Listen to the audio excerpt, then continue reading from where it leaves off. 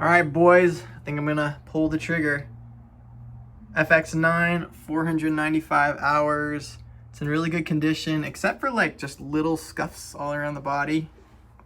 The biggest one being like here, but where is it?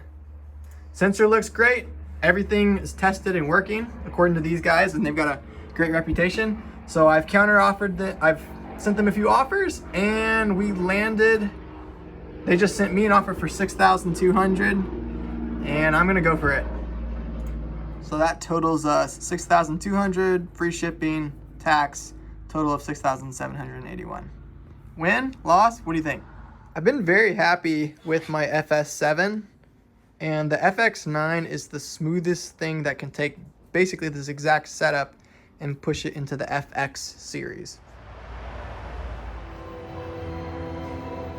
Chilling here with my buddy Michael. We both have melon hats. Now I stand with the police. We need a sponsorship. Michael's so chill. We worked on a few projects together. We just get along really well, and I just always love hanging out with you, man. Hey, Tommy's the man. Right back at you.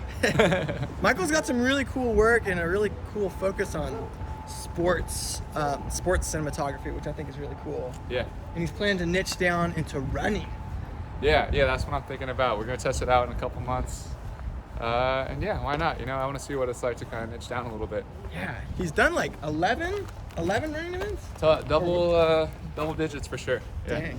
Yeah, so it's like cool picking a niche like that. You know, everybody says to niche down when you find something unique, and Yeah. You always hear about it too. I always hear about it. You know, like focusing on a niche, it's gonna. Yeah. So anyway, I want to test it out. Yeah. So follow him on Instagram and see how that goes. Ooh, what do we have here? And here's what we got. FX9. This thing is, whoever used it, it doesn't have too many hours on it, like 450, but whoever used it definitely dinged it up a bit here and there. Little scuff marks. But, you know, what really matters is the sensor and that everything functions. And I think it does, but that's what we're gonna figure out next. I will say, not rigged out. This thing is a really nice size. It's just a little bit bigger than an FX6, obviously, but feels really nice. Maybe I will keep it a smaller rig. Exactly what I'm thinking.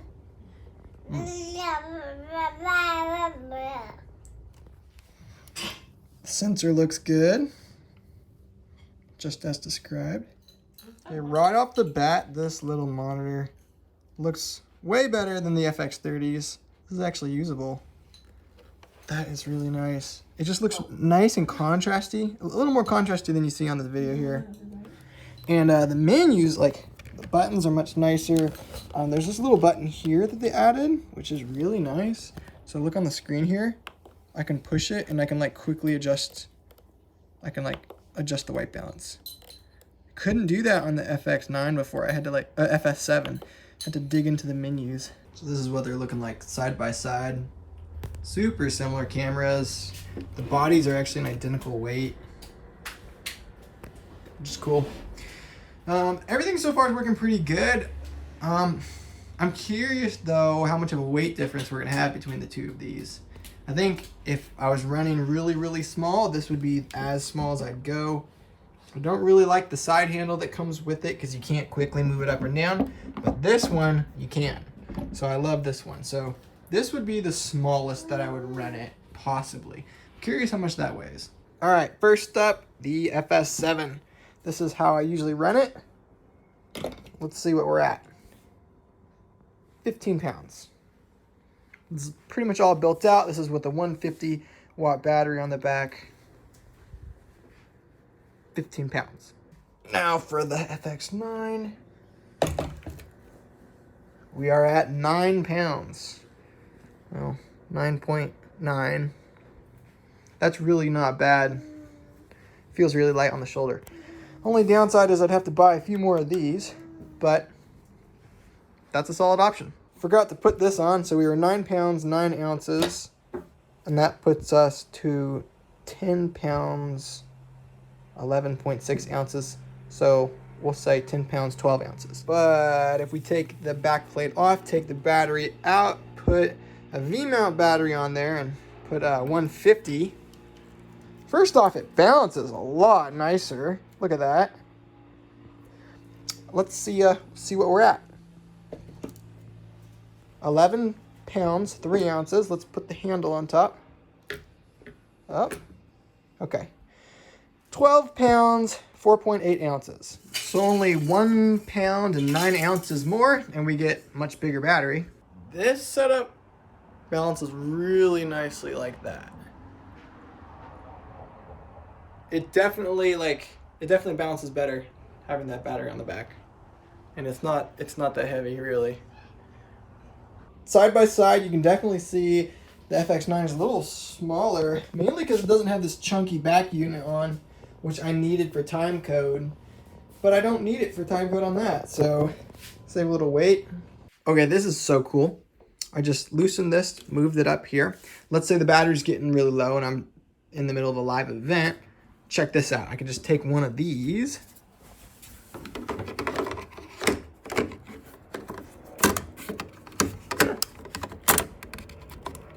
There we go. Pop it in there. We're still on. So watch this. Take the battery. Boom! Okay. Let's say we take a new battery.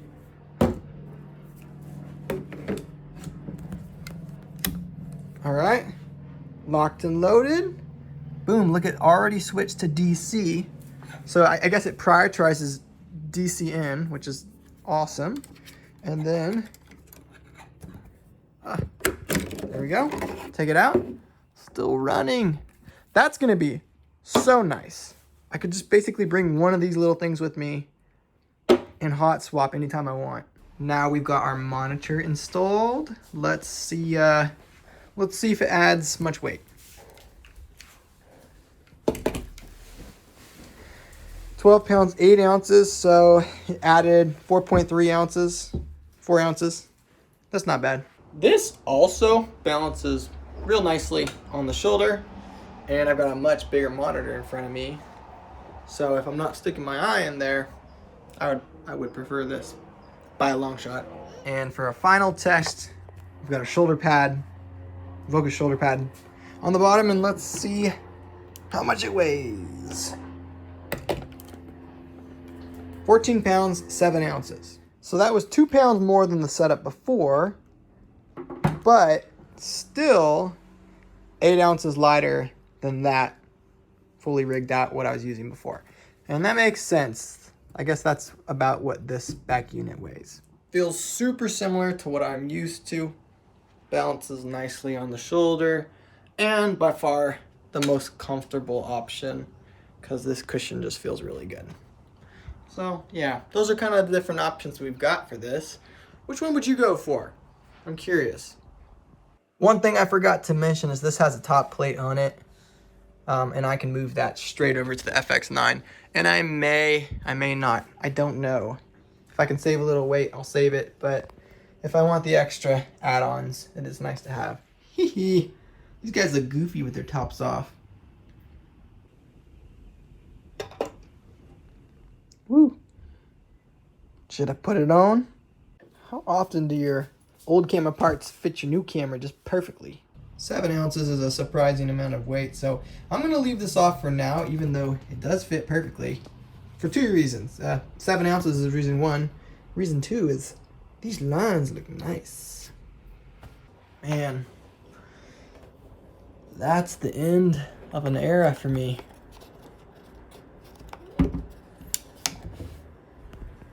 This camera's been really great, and I definitely would not have been able to afford this camera without the shoots that this camera brought me. This camera, paired with lots of effort marketing myself and connecting with people and pushing my skills, but obviously the right gear played a difference.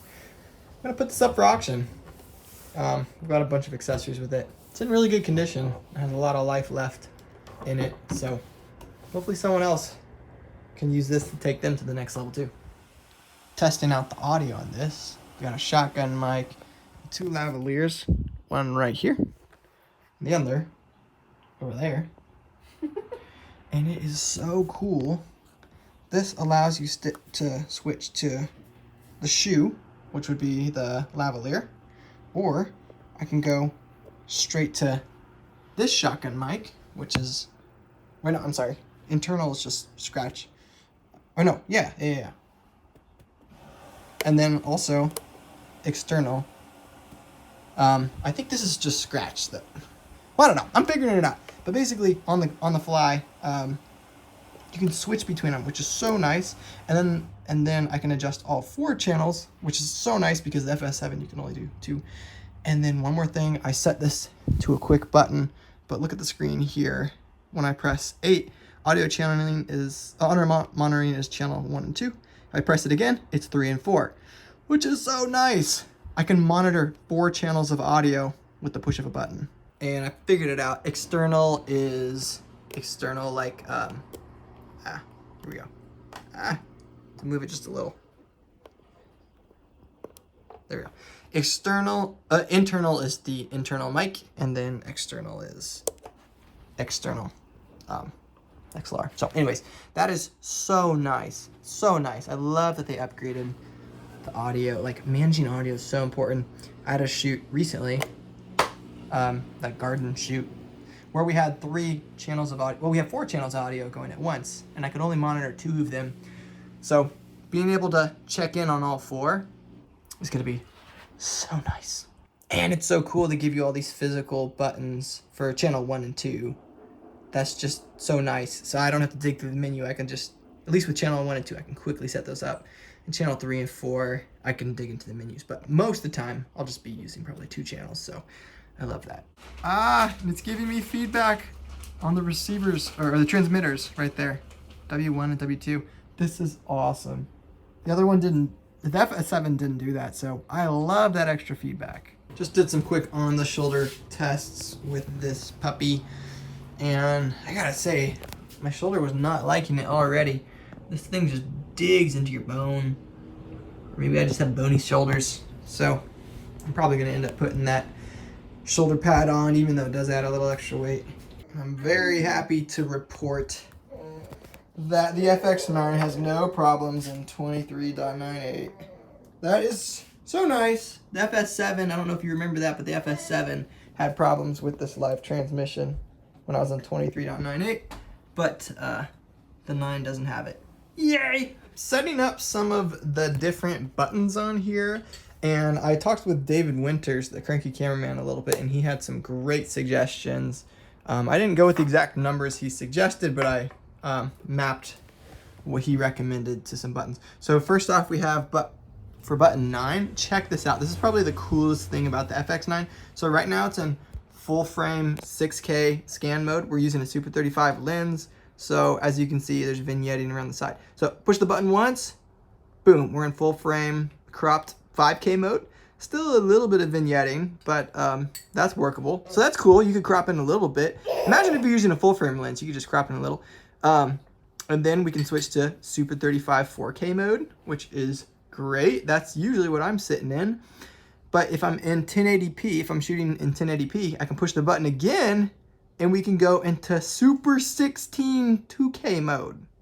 So how cool is that? David was saying that he uses this for broadcast a lot when he needs to punch in a little further. He said the quality is a little bit lower in the Super 16 mode. But how cool is that? That you can go from that to that, to that, to that, and it's still 2K. So very usable. I love that. So that's the main button. Another button I have is number 7. I have assigned to the time code in the corner and the duration. Sometimes I just want to see the duration of the clip,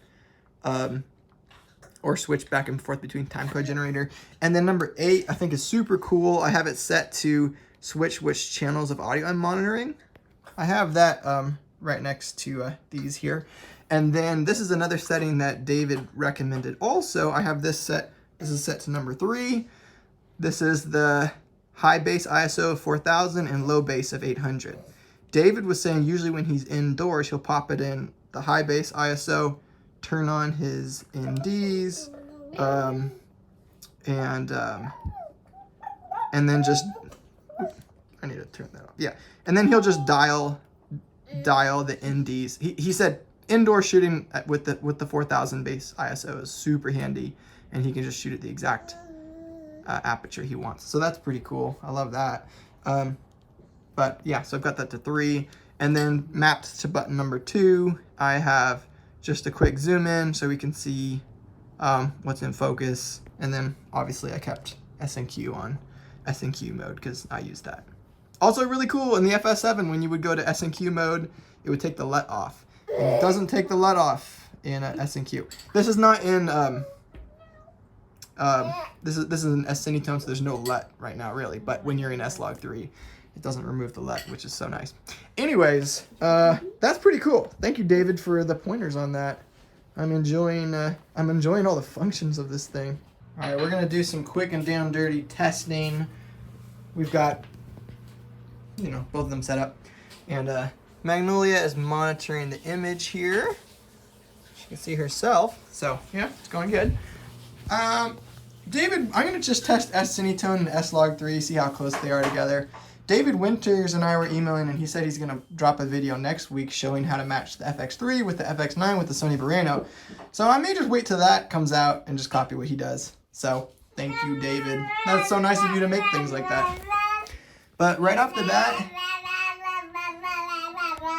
in S-Cinetone, look how similar those are looking. Look at that. I'm so happy with that. They're both at 5500 Kelvin. Both at like F10, F11. That's pretty cool.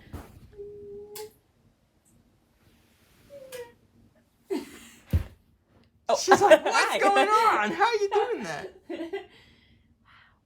It's like there's another person in the room. Yeah, it's crazy. And now we're rolling in S-Log3.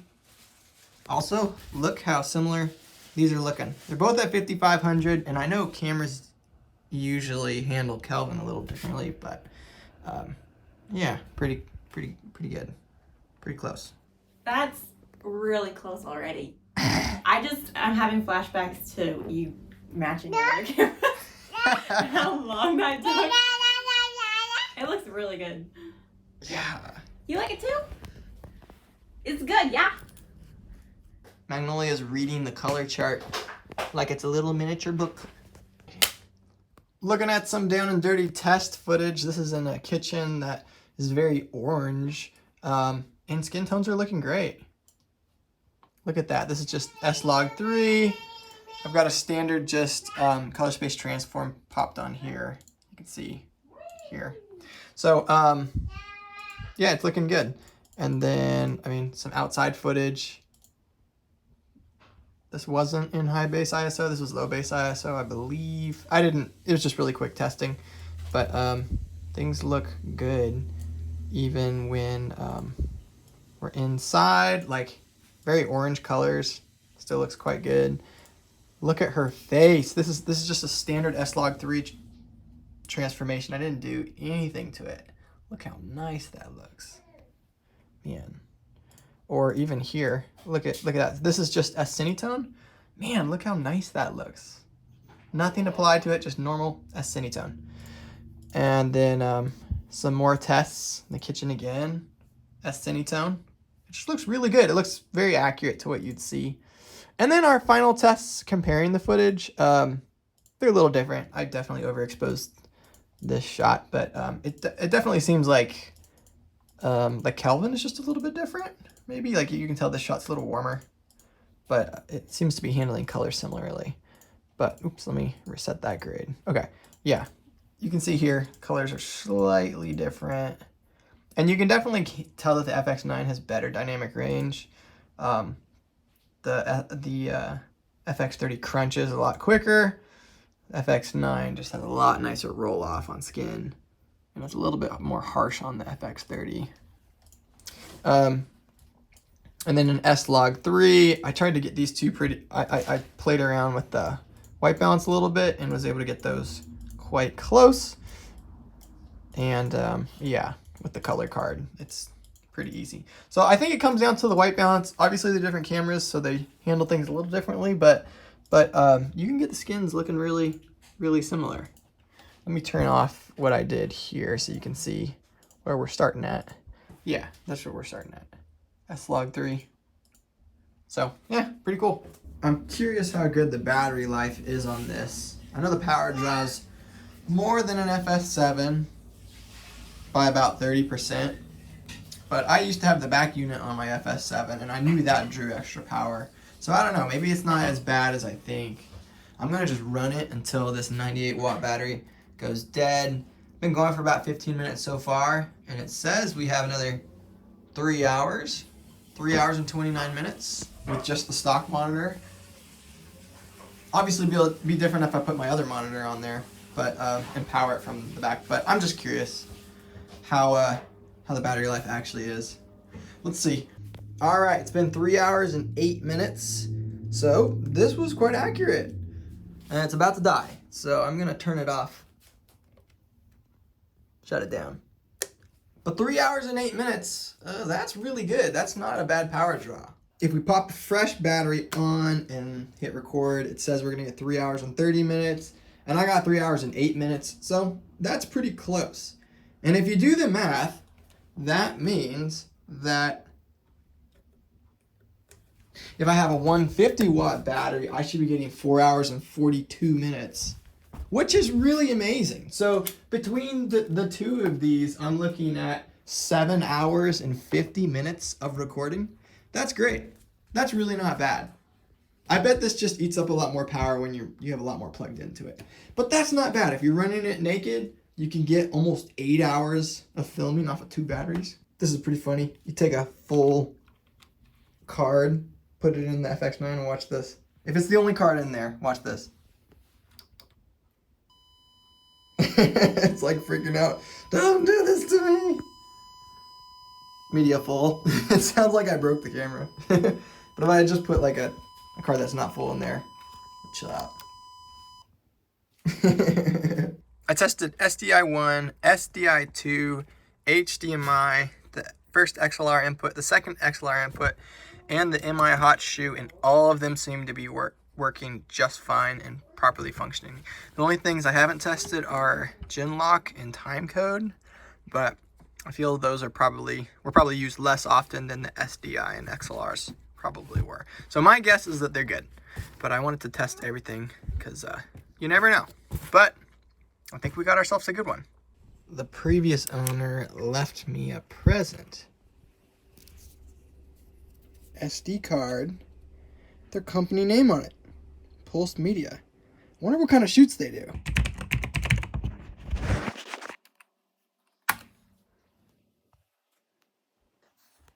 Lasting images, effective messages. Pulse Media. Okay, looks like a broadcast company. Crew and Protection, DP.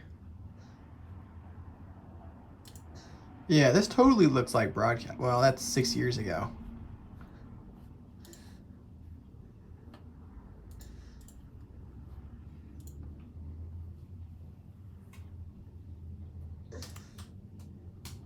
Okay, this was June 20, 2022. Okay, is this my FX9? I know this was their second one. Is there a number 2? Oh, maybe this one might be their third one. Number 3. Okay, is there a picture of my FX9? Is this it? That could be it. That could be it. That could be it there. So it's fair to say this thing has been around the block. Look at that. Okay.